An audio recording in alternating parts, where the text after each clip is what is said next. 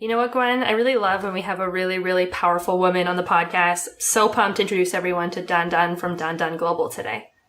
I am also equally pumped because this is a super awesome episode. Oh, yeah.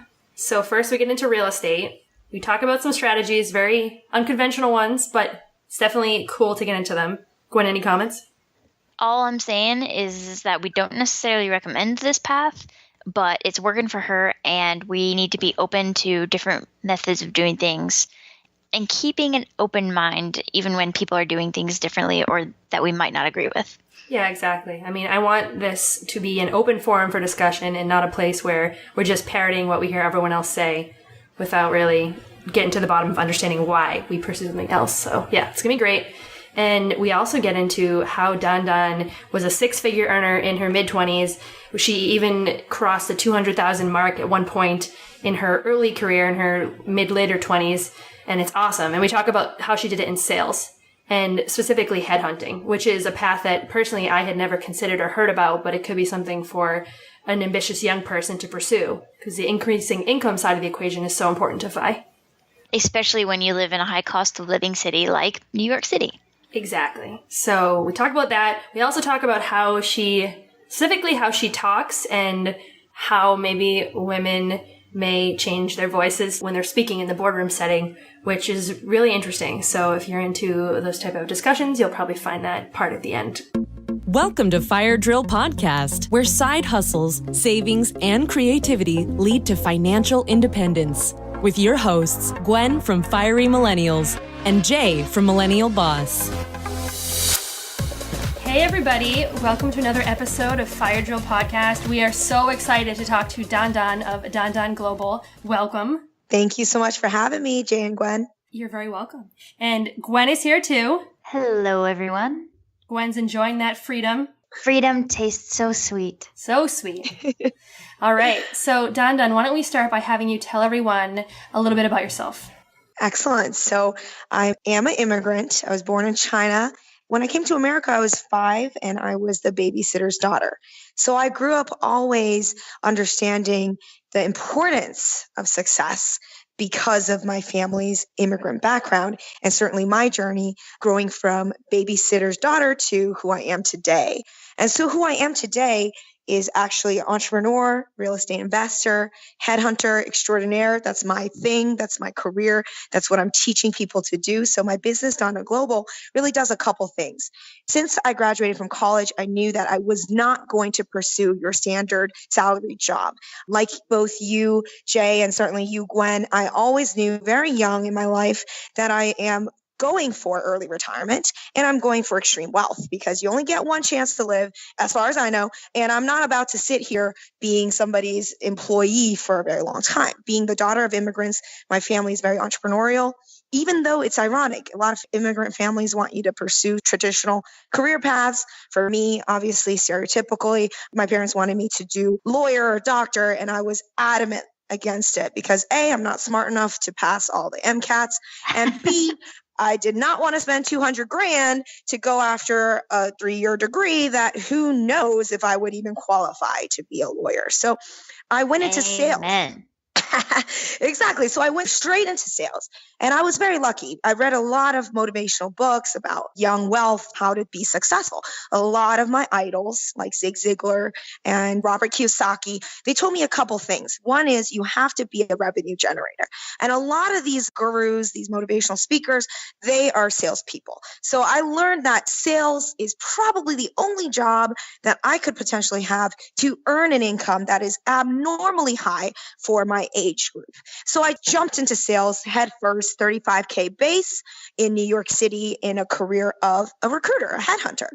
So do you think your audience knows exactly what headhunters do? Is that a familiar career term that everyone kind of knows? I think the really corporate people might, but we have a mixed bag. So why don't you give us a quick definition?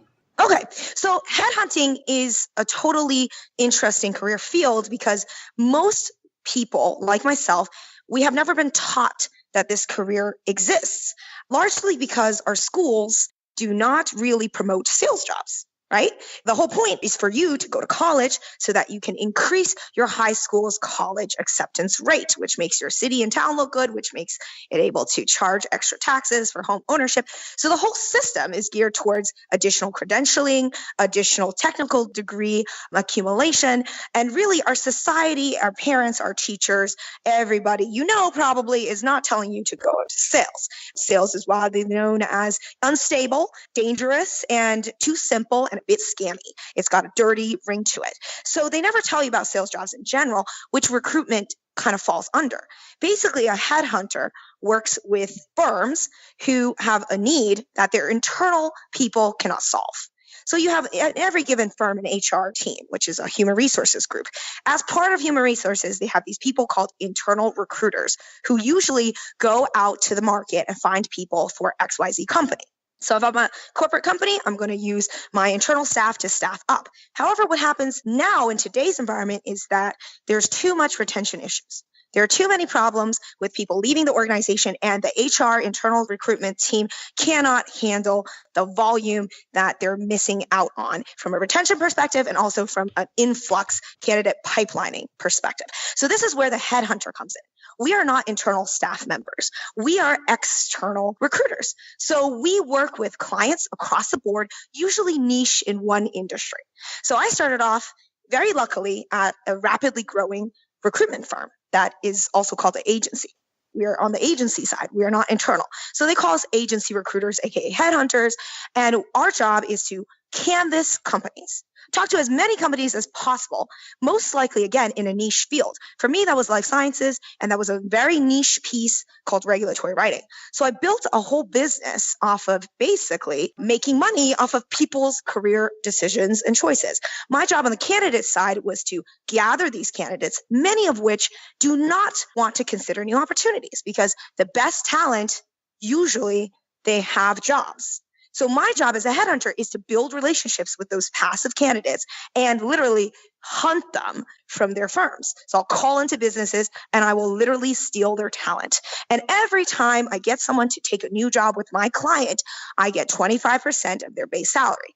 So your average STEM job, science, tech, engineering, and math, and which life sciences certainly falls under, you are getting paid six figures on base at the very, very low level. Like even the junior analysts are making six figures, most likely, because these are highly specialized roles where especially, some people go to very good schools and get all these degrees and you pay back their loans and there's very few of them that can do the job. So six figures is your average income. My fee of that is 25%. So when you start doing deals, even 2 a month, you very quickly start building up a six-figure business. So after 5 years of doing that as an employee, I finally decided to start my own firm because I had accumulated enough money as a headhunter that I could essentially retire young. So I retired at the age of 28. Nice. So my cousin is in sales and we call him the drug dealer because he works for a top pharmaceutical company as like their vice president of sales or something. And let me tell you what, he is loaded. So I can definitely see how sales is a great way to build up wealth if you've got the personality and drive for it. Absolutely. And I've seen it happen time and time and again with different personality types as well. So I do think, there isn't one personality type. It is a taught skill and is a skill that you can improve. I sincerely do believe that if everyone wanted to do it, they could, because everything we do in life is sales. I just want to make a comment here regarding headhunting. I think it's really funny, Dandan, that you want to retire early, but you've never heard of FIRE. So everyone before this, we were talking about financial independence, retire early, and explaining the whole thing. And she'd never heard of it, but she's totally doing it. So I feel like I'm a headhunter. Gwen and I are finding people who are in the FIRE community, but they don't actually know about this whole thing. They don't know what the FIRE is, but they totally are it. Absolutely. And Gwen, you can pop my balloon and be like, stop being so full of yourself. Stop. But I'm just going to take a minute to celebrate this right now. So anyways, I'm really glad that we found you. And also, I really like you because we were talking about this before too. We both are intense people and really driven. So I really I get you right now. So I like it. Awesome. Keep doing you. Okay. So tell us, so you saved up a lot of money so you could do this. This was before you even did your whole entrepreneurship thing. So how were you doing it? We were just saving brokerage accounts, investments, kind of what were you doing? Absolutely. So, of course, I am a believer of putting every cent to work. Because I'm so hungry for money, I actually view letting money sit around as wasting that money. So I'm not a believer in saving. I do not save. I tend to invest every single cent. So in recruiting, my first year in the business, I made about just under 90 grand as a 23-year-old. My second year, I was billing about $500,000. I was making about 130 grand. So in between those 2 years, I did absolutely decrease my cost of living because in New York, as you can imagine, it can be quite expensive. So first is absolutely, you do have to a certain degree, minimize your spend. Especially if you're a busy salesperson. You don't need a beautiful studio in Central Park because the reality is you're only going to be home just for 8 hours to go to sleep. So to me, it's like, I will absolutely live with roommates. I still live with roommates today. Even though I own 5 houses, I do not live in any of my properties because I don't want to pay a single cent of my mortgage. I prefer others to do that for me. And I like to make my income on top of the mortgage price. And I also like the tax depreciation. So as I started billing these 6-figure numbers for myself and my firm, obviously your career grows very quickly. In my third year of the business, I saved a lot because I hit this massive 215K income mark. So it is absolutely multi-pronged. Nobody gets rich. Nobody can retire young if you're making 50 grand a year. I don't care how you're saving. It's very rare that that's actually going to happen because you have to open up the income streams, right? So for me, it was sales. You can open up your income massively. And at the same time, you're doing what other salespeople aren't doing. You are actually minimizing your cost spent every year. So in the beginning, I had roommates and I lived and rented from my sub-landlord. He rented the whole place from my landlord, and I lived in the house and he charged me $750. Eventually, he's going to move out. So I bought the lease from him and now I hold the lease. And so all my roommates pay me whatever I want to charge and I get to live where I live for free. That is the best way to minimize your costs, especially if you don't mind having people around, which I understand. Some people, they need their own space, which is again why you can't ever neglect rule number 1, which is make a lot of money. Because if you make a lot of money, you can still save a lot of money, even if you have to get your own place. So number 2 is obviously decrease your living costs. Number 3 is all the extra money has to be deployed, especially as a young person. I don't understand why young people feel like they need an emergency fund. I hear that a lot. Susie Orman promotes it a lot. As I was growing up, I read a lot of financial wealth books, and everybody talks about how great it is to have an emergency fund. So I'll share a story. When I actually had an emergency where my dad's businesses went bankrupt and he had me on the note, I got a $30,000 tax bill from the IRS. Ouch. In that moment, yes, really bad. In that moment, I had not yet became a 6-figure person, right? At that point, I was just starting out my recruitment career. So thankfully, in my bank account, there was only like 4 grand. So when I looked inside my bank account, it was like negative 20 something, right? So I'm like, oh, okay, all right. So I lost all my money. I don't know what this is. I called my family and they're like, yeah, it's the government and you got to pay them back. So in that emergency scenario, what I had to do, you run out of cash very quickly. The reality is if you rely on a cash emergency fund, you're screwed because it's going to dry out very quickly and it's going to be all gone. So what actually happens in an emergency is more like you will borrow. You will most likely have to borrow from family and friends or use what I use as an entrepreneur now, a personal line of credit. Everyone with a good 6-figure job should absolutely, even not 6-figure. I got my line of credit by accident. Back in the day, my mom was part of Citibank and they gave me this personal line of credit. It was like, take it. And I was like, I don't need this. Then they were like, just do it. It's good for you. I was like, okay, cool. Yeah, give it to me. 20 grand that I never touched for like a decade. But now as an entrepreneur, I need money quickly. And because all of my assets are tied up, all my cash is tied up in assets. I do not have access to my cash because I can't sell a portion of the home for a quick cash outflow, right? I can either live off of my rental income, which again covers a lot of other things. What if I spend it on perhaps fixing the house or I have a vacancy where that goes to paying the mortgage? I don't always have a profit. So in the moments where you don't have actual money or cash, you really want to be having your personal credit line work for you.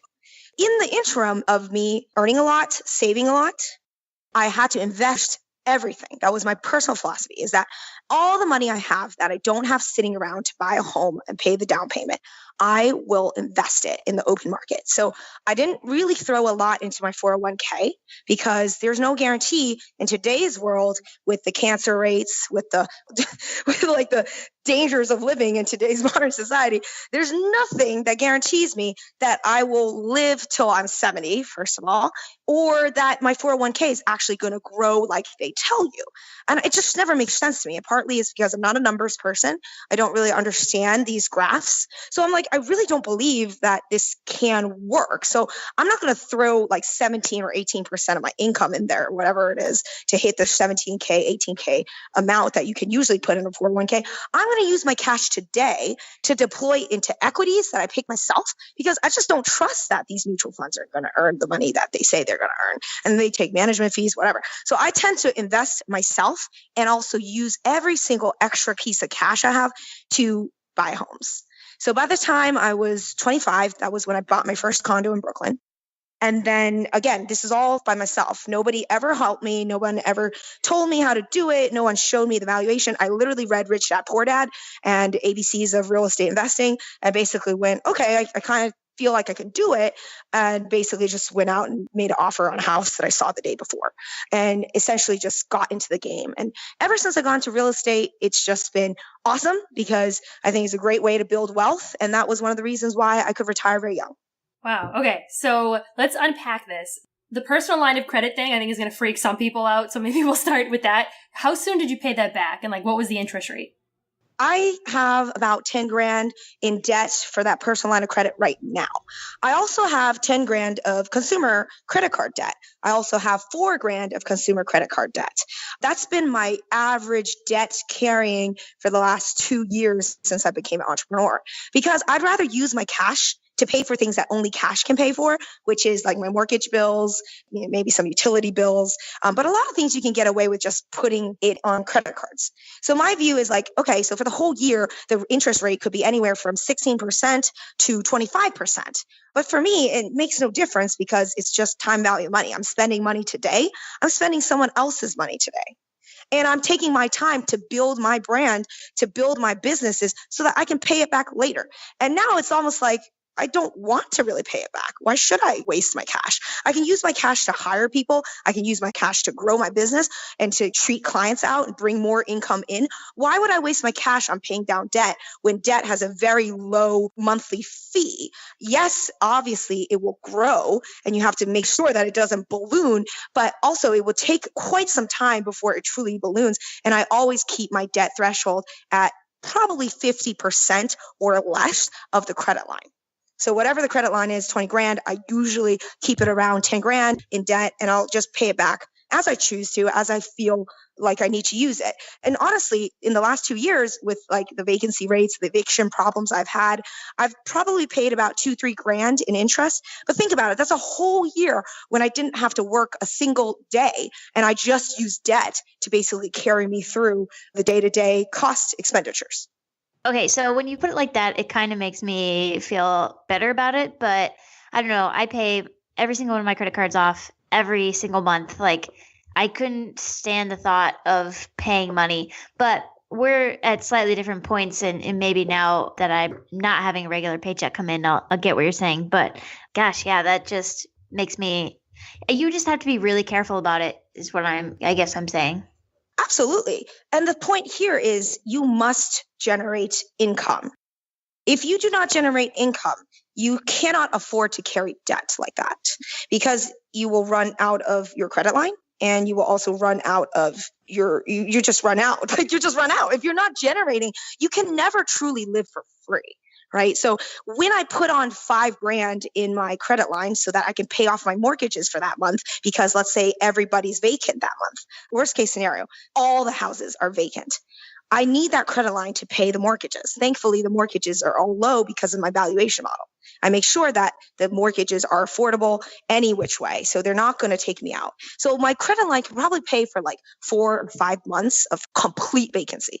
And the reality is I don't have 100% vacancy at any given moment. I have 9 properties. So right now I'm at like 7 out of 9. right? 2 are in eviction mode, 2 are empty.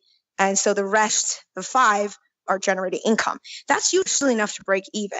Now, when I do get a good tenant that comes through, they usually will give you 3 months up front because you need the security and deposits. At that moment, I take all of those deposits and I can pay off my credit card line or personal line of credit, which has now kind of ballooned, right? So it's important to have either cash generating assets or be able to generate assets and cash so that you can pay off the credit that you're accumulating. So at any given point, you have to make sure that you have something brewing that is actually producing income just to keep yourself afloat.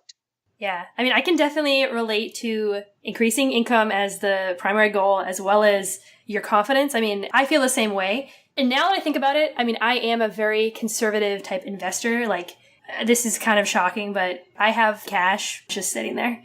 It's like an emotional, blanket thing for me. Yes. And I like it. Like, I just like that it's there. Yes. But my personality on like the confidence and my salary and things like that, I probably don't necessarily need that. So I think it's good that we have another point of view, because particularly the way that Gwen and I may be a little more conservative than you financially, that's like the trend in this type of community. And I think it's good to hear other ideas. Absolutely. So you mentioned you're going to be a little contrarian, and we like that because we don't all want to just constantly hear the same thing over and over, because how would we test our viewpoints? Yes. Basically, my first house earned I bought it for $340 with $90K down, obviously from the money I saved from the 3 years of working. I had about like 15 grand left in my cash accounts. And that first house was sold 2 years later for $615. Whoa, Right? So you it's doubled that? important. Yes. And actually I tripled because I only put down 90. That's fair. Holy So cow. real estate pays like nothing else. It truly pays like nothing else because I'm taking $1 and I'm multiplying it by 5. I pay the 20% down and I get the whole thing.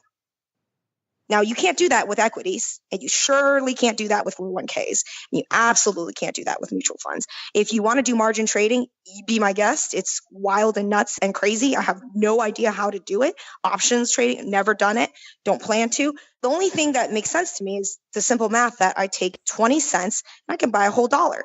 That's pretty cool. So it keeps you liking and enjoying debt. Now, that only works if you purchased the right home. If you do what a lot of people my age do, which is purchase co-ops in New York City at 800 grand, they are not going to like real estate very much because they can't rent it out if they lose their job. Co-op rules are as such. They can't really make a huge appreciation because we're at the top of the market. So to play what most people do play, which is that appreciation game, it's very, very dangerous. So I'm very risk averse. I tend to take on risks because I know it's ironic. I know that it's very risky. So I actually go extra risky because I know that because I'm doing something that most people aren't doing, I'll probably be okay. So when I hear there's gunshots, last year, Baltimore was the #1 murder capital. That was the place where 2 years ago, I decided to purchase 2 homes because I knew that this is going to decrease the cost of buying. This is going to be 100% a buyer's market. And lo and behold, it's absolute true. Houses in Baltimore are ridiculously cheap. You can buy a 1 single family for under 100K. That rents for about $1,100 a month. So with about 30K down, you could buy an asset that's now producing $1,000 in income. And your mortgage value after the down payment is really around $400 to $500, depending on today's rates and your credit score. So that's about a $300 a month income gain multiplied by 12 and divided by your down payment, which is like 30 grand or something. So again, $1,000 rental rate minus the mortgage rate, let's say is 500. So you got a 500 yield in cash a month. So 500 yield a month, a year is about $6,000. $6,000 divided by 30K, which is your down payment, which was your initial investment. That is 1/5. That's 25%. 25% return on investment. I don't know any stock that generates, and again, real estate, always inflation, right? Rental rates always rise, never decrease. So you basically locked in an asset that is at least going to produce you 25% year on year, assuming that the whole year it is tenanted. So let's say half the year it isn't tenanted. you're probably still breaking even, not spending a single cent. Someone's paying down your mortgage and it's appreciating. So are your properties all in Baltimore or where are they located? I have 2 in Baltimore, 1 in Massachusetts, 1 in Jersey City, 1 in Vermont. Cool. All right. So you've looked far and wide. So Gwen is we both have rental properties. I wasn't purposely trying to have a rental property. Gwen was. She has a triplex. And Gwen, I want to actually, I think I saw somewhere, I don't know, on your blog or something, which I was like, hey, I talk to you every day. Why didn't you tell me this? But are you actually thinking of like selling it or something? What's going on with that? Well, okay, so go back to your point about gunshots. I house hacked my triplex. I lived in one unit and I rented out the other 2. And it wasn't in the best part of town. It's a little rough. It's not terrible, but most people, when I tell them where I live, they're like, why did you buy there? That's a bad area. So I got it for super cheap. It's a 2,100 square foot, beautiful historic home. It's got the 3 units. They produce somewhere between $1,500 and $1,700 in rent a month. And I bought it for $85,000. Nice. So super cheap, but it's cheap for a reason. And that reason is there was a shooting 2 weeks ago behind my house. I was just like, you know what? I'm done. I'm trying to make this neighborhood better, and it's not really working out so well. We ended up decided not to sell the house, but I did get a property manager, which I wasn't going to do, but I did now. And I'm so grateful because it actually turns out that my good tenant is leaving me at the end of the month due to some family issues. So without him to depend on it, he's paid my mortgage for the entire last year. So without him to be there, it's like, I'll let somebody else find somebody to live in that house. So I'm washing my hands and letting him deal with it. So it was more reactive. Like you don't actually want to sell. You were just kind of like venting? Yeah. Okay. Yeah. I was going to say, because that cash flow is awesome, Gwen. Like you meet the 2% rule. No one does that. I mean, it is awesome if you can find people to rent it. But now I have one guy in there. I just got him in there. And he's a bit shaky, so we'll see how he goes. But I have 2 units empty. And so I think I've had it full occupancy for like 4 out of the 13 months that I've owned it.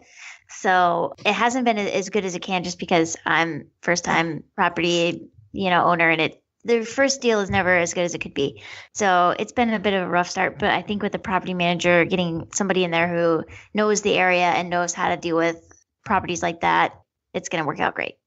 Just as long as I can't get in my own way anymore. You'll be away from it now. Okay, cool. So just to close out the real estate topic. So you stepped away from your traditional career at 28 because very early on you started making hella money because you were in a sales job with, even though they started you at 35, there's no ceiling. Like as good as you did getting as many deals and headhunting people from other companies for your clients, like you just kept getting rewarded for your work. And I actually think for a lot of young people, and particularly millennials, they get so frustrated when they're like, I keep doing my best and why do I still make this amount of money? If you're someone that won't be happy with the same amount of money for a year, you probably have to put yourself in a job that has a quick upward potential or no ceiling. Absolutely. Yeah. Like for me, I worked my butt off and got good reviews in my career, and my job only paid me 1%-ish more a year because that was the cost of living. Yeah. I was working my butt off. I was doing really good work. Everybody loved me, and I'm barely making more or just not even making inflation. So you got to put yourself in a place where you can you're a plant that's growing, you got to water the plant. Like if there's nothing being watered in the current place that you're at and you want to be watered, you got to move. It's a very weird analogy, but that's true. Okay, so you're making like $200,000 a year in your early 20s, and then you went and used all the extra money that you got to acquire multiple rental properties. So that's kind of your strategy. And then you reached a point. Did you have a certain number before you decided to go out on your own? Like, what was that number? It was really funny, actually. So I knew that first condo I bought was appreciating rapidly. By the end of 2015, which was basically another year and a half after I bought the first one, I was like, I have just saved up enough to buy a second one. So every time I hit about 30, 40 grand, I'm itching to buy a house because that's enough to get a house. So every time my cash amount in my bank account, which again is not in cash, it is in equities because the market's been good. Honestly, I just don't care. I have income coming in. To me, it's just a gamble that I'm happy taking. So I'll just get like solid stocks that like J&J or whatever. Like I'll just keep my money in equities always. I never really kept money in cash. I know that cash loses value every day due to inflation. You're not getting any return on it. So the minimum, even if I did have cash, the minimum I would do is put it in a CD.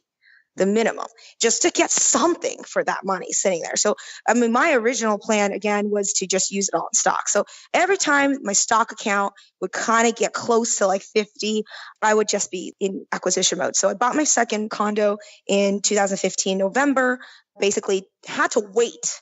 At that point, I was kind of done with corporate because in a revenue generating role, I had made my firm around like $2.5 million off of me in the last 5 years. And they gave me a good amount of it, but certainly not the lion's share. So after 5 years of doing recruiting, doing client side from day one, I realized that I was able and ready to do this by myself. What's beautiful about the career of recruitment is that it is no barrier to entry other than your non-compete.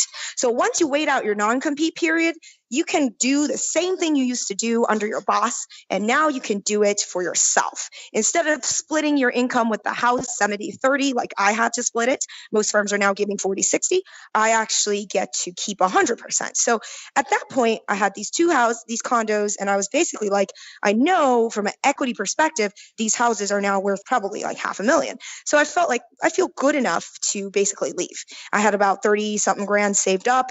I was like, I think I can make this work, partly because, again, as I explained, my rental cost is almost null. I have a lot of people that live with me, so they pay my rent. I don't own the place I live, so I don't have to deal with any of the down payment issues. I never live there because, again, I want the down payment to generate income. I don't want to live somewhere where I own because I'm cutting into my profit. So I rent and I live with roommates. And so I've gotten to a point where I almost like zero living costs. So I'm healthy. It's basically now or never. And I was interviewing at firms. All the firms could not give me what I wanted either. All the firms that I talked to wanted to take the lion's share. At that point, I'm like, I don't want to give you any money because in recruiting, especially since I was client side from the day I was 23, when I started in the business, I don't need a manager.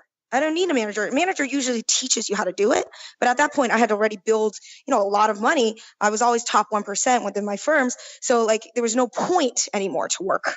Like no firm could really hire me because I would ask for too much. And especially at my youth, I was like 28. They're not going to let me be a CEO. So I had to basically quit and think about, okay, what am I going to do now? And basically I was just like, let's just go. I didn't even have a plan. I just quit because I had the two houses and I felt good enough about it. The last year before you quit, like what was your salary? You said it was over 200,000 that you brought in? It was just under 200. It was like 190 something. So that was my last year in recruiting. You're 28 years old. You're making just under 200K a year. And the 25% cut, you're like, was that your cut or you had to split the 25 between you and the firm? That year, I had just built out executive search. So in the beginning of my career, I was doing middle of the pack recruiting. So it's like sort of manager level, principal level, senior analyst level equivalent. So base salaries are about 100 to 200. So that was like my initial group. Like the highest it got was like director level. So that's what I did for the first 3 years. For the last 2 years of my career, I was actually going to leave my firm and they countered and brought me back to do executive search, which means that all of a sudden I'm doing deals with CEOs. So I'm working with CEOs at major venture capital firms that invest in biotech, also with pharmaceutical companies that hire doctor level people, all of which the minimum base salary is 250, 300, 400 and above. So my last year in business, I actually had to do the least amount of work, even though I had to set up a whole new business for my company, learn the whole shebang of how to break into exec search. We had never done exec search before. How do you get CEOs to hire people from you? How do you place CEOs? I basically figured it out. And that's when I knew I'm done with corporate because I've learned the secret sauce. Like if I can place CEOs, I don't need an employer anymore because I figured it out. No one helped me. So at that point, I had already figured out the recruiting pattern and how to maximize my commission. So that year, I didn't even really work that hard because I knew I was already quitting. I was like, I'm not busting my butt to build a business for someone else again. So at that point, I was already planning my exit strategy, which was to buy the second condo and also to build enough that I had good amount of money that I was happy with. So instead of competing with everybody like I always do, I was just like, I just need to make enough to make me happy. So I'm just going to game it so that all my commissions hit the same periods. So I maxed out my commission brackets. So that year I actually got to take home Still, it's not the best. So I took out 200, just under 200. I billed about 500,000. So yeah, I got about 40. I guess the math is 40%. So I got to keep about 40% that year. That's the highest percentage that I got to keep, actually billing less, because I had at that point figured out the commission system, and the deals were so large that I was maximizing the commission bands. So really that was just like kind of by luck and just kind of like doing it long enough to figure it out. When you're looking around, you said you were in the top 1%. It's one of those things like not everyone can do this and succeed at it. And I know you're like, there are many personalities who succeed, but like, what is the secret sauce? Like, what is it about you when you were doing it that you were like getting crazy good closures on these deals? I think it's multifaceted. Sales is largely dependent on who you're trained by. Since I do all this headhunting and I've done this work for so long, I counsel people double, triple my age on their careers.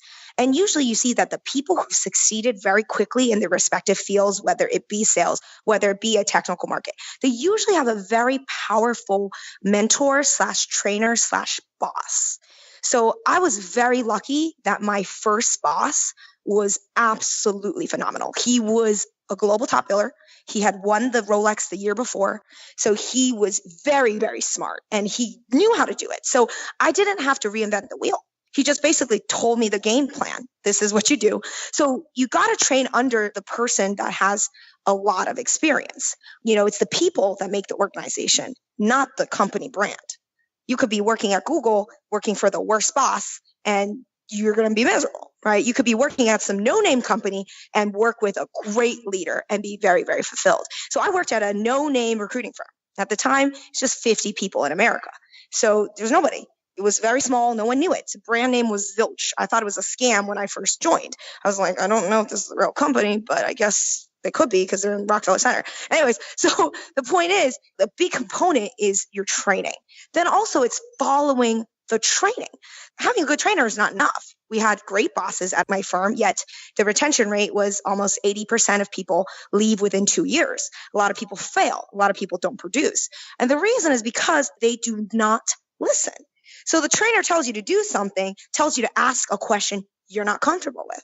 Maybe tells you to hit a KPI, key performance indicator, that you should do, but because it's time consuming, you don't do it. So the inputs are not there. You are not doing the correct activity, even if the correct manager is telling you to do so. So the slower you learn, the slower you implement, the time that you take takes deals away from you. So my first month in the business, I worked from 9 to 9, 7 days a week, because I was 23, I was single, I had nothing to do. When you're young, you don't really have much to do other than party and drink. And because I was so consumed with making money, I don't really like to party and drink because my goal is to get rich fast. So my first 2 months in the business was really just working my butt off. It wasn't that I was like smarter or whatever, nothing like that. It was just I worked really, really hard. You'll never meet a top biller that hasn't worked really hard. It definitely is a part of the journey. You have to work really hard, hit the 10,000 hours of mastery, whatever hours you think you need to do to hit it. You just have to do it. There's just no choice. So that's number 2. You got to execute on what they tell you. Number 3 is longevity. A lot of people don't like recruiting because they get burnt out. One of the reasons is because of toxic environments. People are so pitted against each other day in and day out that they get exhausted to compete because their view is this year I'm top dog. Next year I'm not top dog anymore. I can no longer handle that ego shift. So I experienced it as a top biller. Year 1, I'm the company's golden child. Year 2, I'm killing it. Year 3, I'm killing it. Year 4, I made some bad career choices. My boss sold me on a plan that was benefiting them and didn't really benefit me. And my income went from $215 to $90,000. That's a big drop considering my first year in the business, I made 87. From a personal perspective, a lot of people would have just exited the industry at that point because it's miserable to go through that ego shift of being top dog. And this year, you're nobody. You're walking the hallways. People are looking at you like a has-been. It's an awful feeling. And being someone who is very self-driven and motivated, it's shameful. To me, it's shameful. So recruiting and sales in general and life in general is when you have a setback, how do you react to it? How do you choose to feel about that? The moment I felt that way, I was like, you know what? I have to either leave, which I tried to do. Then my firm brought me back. And I had to rebuild and rebirth. And at that point, I was no longer obsessed with being top because in reality, you'll never be top. There's always going to be someone better than you, whether they're at your firm or going to be at your firm next year or going to be at another competing firm. You're never truly going to be best. So once I fully accepted that, I was no longer shackled by my desire to be top dog. And I could release that piece of my ego and focus on the areas I was strong at. So while that year, my income, cash income, decreased by 50%, my passive income from the point of appreciation was ironically, it rose 200 to 300 in that year alone. So life is funny like that. As long as you're taking care of all it is and not just your job, if there's one thing I learned, it's you can't rely on a job, no matter how high paying, because it's not a solution. It's short-term cash. So the sooner you get away from short-term cash and the sooner you get detached from the dollars and cents sitting around in the bank account, the sooner you will actually leverage and grow your asset base. It seems counterproductive, doesn't it? It does, because we are taught what we are taught. Banking institutions want you to do what you're doing. I'm saying you as in the general public, right? The general public is doing what certain institutions want them to do because it behooves those institutions to promote those ideas. And it kind of makes everyone feel on the same plane. So again, back to the whole, how do you be different? How do you be a different salesperson or top in whatever you do? You just have to start branching out. Don't just focus on one method. So sales is very fluid. It's never the same. It's going to be different no matter who you talk to because of mirror matching, personality differences. But ultimately, it's also, you do have to have that why. You know, a lot of people, I think, don't last in sales because they really don't care. If they do care, it's not deep enough. So a lot of people, when we hire recruiters, you know, my company, we have a recruiting arm, DG Recruit. Not only do I hire people to work for me, the whole business is recruiting recruiters for recruitment companies. I always look for a sincere and deep why. A lot of people like to be rich, aspire to be rich, but don't really care about it at the end of the day because they haven't done whatever it takes to truly get there. For whatever reason, whatever limiting mindset, whatever personal habit, they just are not going to really execute. So there's a big difference between theory and execution. So ultimately, success in any endeavor, you have to push through whatever limitations you have to reap that reward. When you're dealing with executives now, how do you get them to call you back? Are they like, who are you? And do they know how old you are? Like, how does that work? So I started executive search when I was 26. That is obscenely young because the majority of people I'm calling are 60, 70, 50 minimum. So I'm half the age. So first of all, as a woman, this is why I talk like this. I had to curate my voice from the time I was 23 and getting into this game. Because when you're trying to succeed, you have no time to act your age. When I'm trying to sell to people double my age, I have to overwhelm them with my communication prowess, or else they will take me for a ride. I'm not here to make friends, right? I'm here to make money. I came to join recruiting, to join sales, to make my day happen, not your day, my day. So I always am very proud and egotistical because you have to have pride. You have to have confidence. I feel no need to be humble. Here's another thing, especially for women. People always tell you, you have to be humble. You gotta be, I'm Asian. So I get told off all the time. I've been told off my whole entire life to shut up. That's my life. My family, everybody I know, always telling me to shut up because it's not my place to talk. However, ironically, my mouth has made me millions of dollars. So, it's choice. How do you want to approach you as a professional? Do you want to act like a 25-year-old when you should be acting like a 50-year-old in that job? How do you win a 50-year-old's heart? You have to communicate stronger and better than they do. So you got to practice, you got to learn, and you got to do the down speak. So I rarely go up. I rarely talk high. I always talk down. So even when I ask questions, tell me about your salary. What are you looking for? I never go up. A lot of young people, and I teach this in all of my career coachings and certainly in my private practice of coaching people, how to communicate at the C level. Young people especially cannot talk like, I just graduated and I love it. And, it's just like, you can't talk like that. Just vocal fry everything. I tend to vocal fry because I go so low. If I do anything, maybe I might do some vocal fry, but I don't do a lot of it. Right? You can't do that. But the point is, you're better off keeping your voice low than high. And when people push you, you have to push back. So especially as a woman, people always said, you're too aggressive.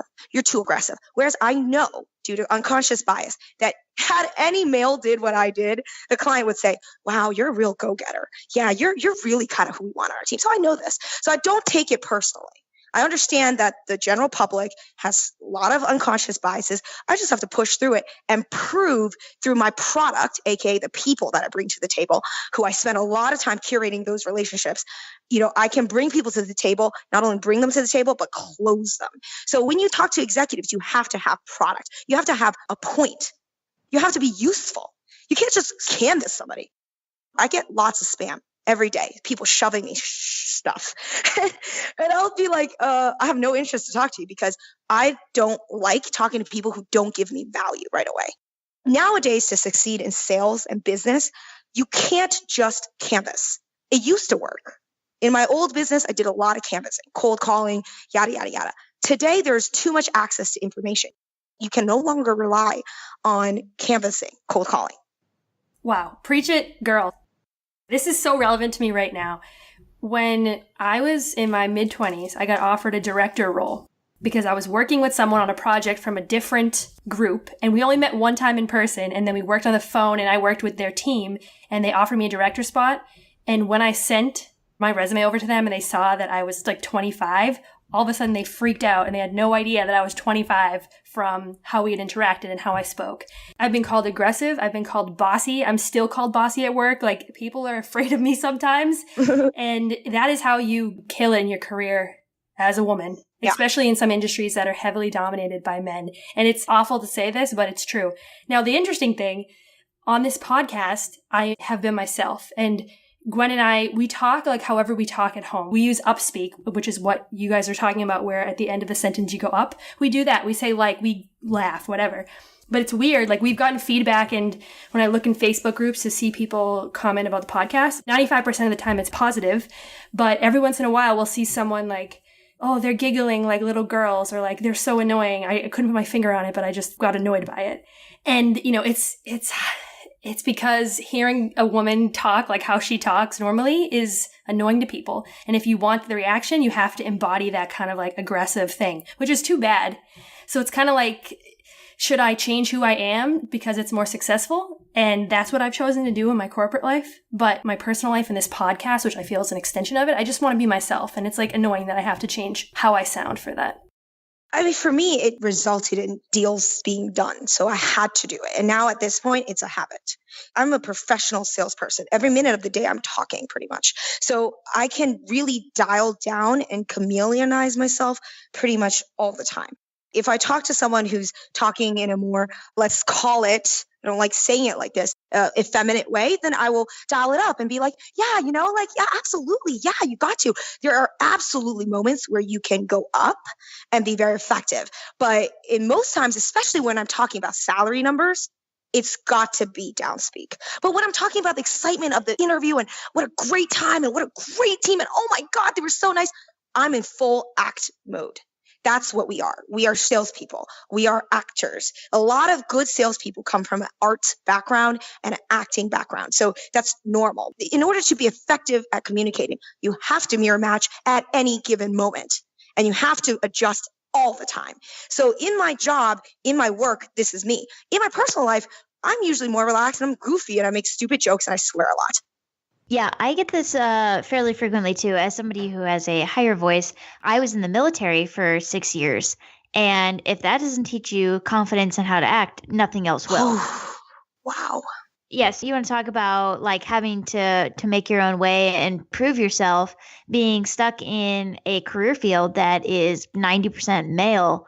I mean, they're just not going to take you seriously unless you take what they give you and then give it back 100%. Absolutely. Yeah, that's true. In sales, it's very similar. It's a very male-dominated industry. In my company at the time, in the New York office, I was the only billing female manager at that time. And usually the ratio is drastically low.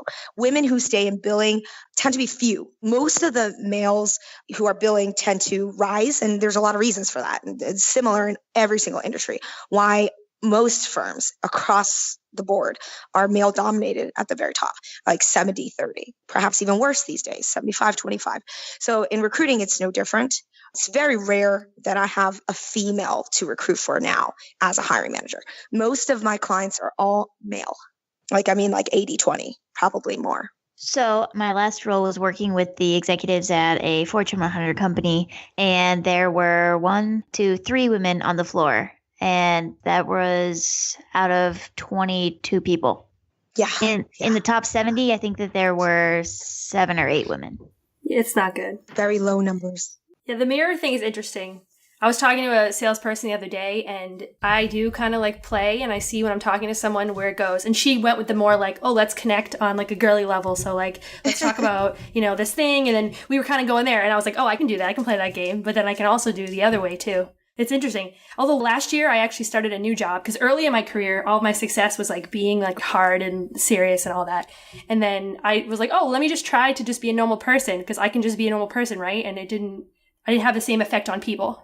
Yeah. So when I started my new job, I'm like, okay, like I know the strategy, I know the recipe, I'm just going to do it. And I'm still myself depending on, who it is. But yeah, I mean, how bad do you want it? Like if you really want to move forward, then you got to play the game. And it's not like you're not yourself. You're just choosing to put a different facet of yourself forward. Yeah, that's true. 100%. Yes. It's not selling out by any means. It's a skill that you utilize in your workplace because your workplace is your workplace. It is not your home. So you cannot act like you do at home with mom and dad. It's inappropriate. So everybody has to have a work face and a home face. If they're the same, I don't know. I'm not the same. I'm relaxed. But in my job, at least I can have a personality. Because as my own boss, I can be myself for the most part. Now, do you have to tone down your negative feedback? 100%. You can't motivate people if you're directly saying what's in your brain. So you have to censor yourself, no matter what you do. Even to a boyfriend, a friend, you're not going to go, oh, that dress is hideous. You look like crap. Like you are always going to be diplomatic. That's life. So I don't look at it as anything negative. It's just you being smart and you understanding people and how to utilize the system so that you are in the upper hand. Absolutely. That's how I see it too. Unfortunately, and I know you've probably gotten this feedback too, people don't get it. They're like, oh, you're being political, or like, I refuse to put on a show. That's not who I am. And and it's kind of, it can be tough to deal with that criticism. But yeah, you got to like do what you want and find a way to be authentic and also get ahead too. But okay, we're going to go into the final two. But the last thing that I want to ask you, given that, we've all talked about our bravado and our confidence, like, let's go on the little bit of a vulnerable side. Like, what scares you right now? What scares me? Wow. Well, personally speaking, I've always been very weak from a traditional female route, right? I'm very good with my career. I love the business side. I'm not scared. Like, honestly, I'm not scared at all. Like, I have people who I have to evict. I have people who don't pay my rent. I have people who destroy my property. I own properties in areas that I don't live in. So I'm not scared at all. Material goods are the least scary things to me. Like, if I lost all my money tomorrow, cool. I'll just do it again. That does not scare me at all. The thing that scares me is relationships and how to handle my personal relationships, how to not get so obsessed with work, and how to like find a man. Like, I'm single. I'm really, really single. And it's one of those things where it's like, it's tough. It's really tough for me because that's what I'm saying. When you say stuff like that, it becomes tough, right? So part of it is my internal narrative. Part of it is because of who I am. I am not normal. I say stuff that you cringe at, like you disagreed, or no, I wouldn't say you disagreed, but we have different views on a lot of things, and you're relatively risk-taking, right? So most people think I'm bat-ass crazy. Most people think I'm nuts. So it's very hard for me to have a guy. I want all those things that a woman wants. I want a family. I want to adopt a lot of children. I want to share my wealth. I want to build schools. I want to do amazing things. I want to adopt like 5 children. I can't do it on my own. I don't want to do it on my own. I want a balanced home. I need a partner. It's very hard for me to find a partner. I don't know the answer today. Yeah, that is definitely tough. I have been single more often than not. It's for my entire, adult life and whatever. And happy to say that I've found an amazing boyfriend. And I'm not saying that just because he's sitting, Congratulations. 4 feet away from me, but it took a lot of hunting and a lot of failed dates and just a lot of patience. Just be like, yep, this isn't going to work. All right. There's tons of millions and billions of people in the world. There's somebody out there for everybody. True. Absolutely. There's probably a bunch of people out there for people. So it's just making the time and changing the mindset, which I have not done. Yeah. And for someone that I am married, being the traditional female, that's my kind of insecurity right now too. I keep mentioning this book, The Proper Care and Feeding of Husbands. And I'm going to say this. If you get offended easily and you're feminist, do not read this book because it's going to upset you. But I really like hearing different opinions, and I don't believe what this book says, but I just want to hear the other side. And it kind of like plays on my insecurities because I cannot cook. Like I literally can't cook. I think I lit oatmeal on fire in the microwave one time. I don't clean very well. Like I don't do anything that a 1950s housewife would do. I know this is 2018 and like my husband's like, I don't need you to be this person. Relax. Like you're fine. But it's an insecurity of mine, especially because I do want all those things that you mentioned too. It's not like I can't do it. It's that I don't put the time on it. Like if I have an extra 30 minutes of my day, I'm building a podcast with Gwen. I'm launching my Etsy business. I'm working on my blogs and my websites. Like to put 30 minutes towards something that is like a domestic chore to me is a waste of my time right now. But I should prioritize it, and I feel guilty, especially because my husband's the one who has to like pick up the slack when I don't do it. So I would recommend that anybody who would like to hear more about my boyfriend and I's story and how we met, my boyfriend actually runs a podcast as well. And that's episode 7 of the Mastermind Within podcast. I will link it in the show notes, but we definitely have a really fun story. Oh my gosh, I got to listen to that.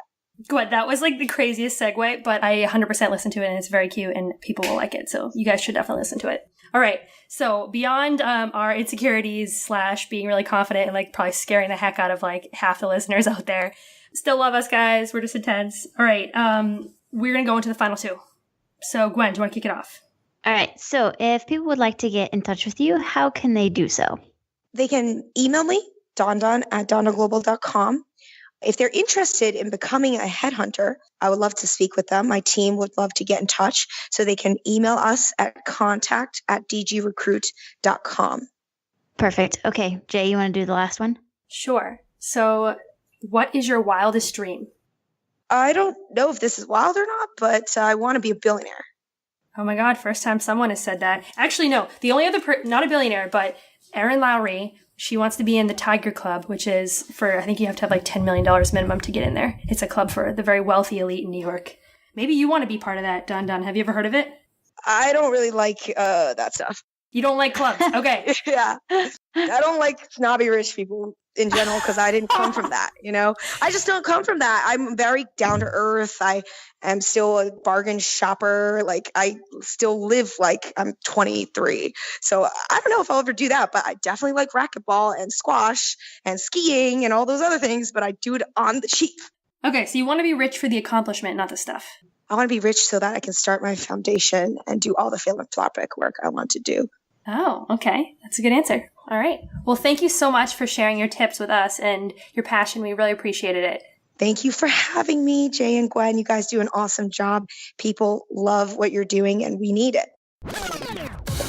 Thanks for listening to today's episode. Go to our website, firedrillpodcast.com, to continue the discussion and get the link to our private Facebook group. If you like us, leave us a review on iTunes.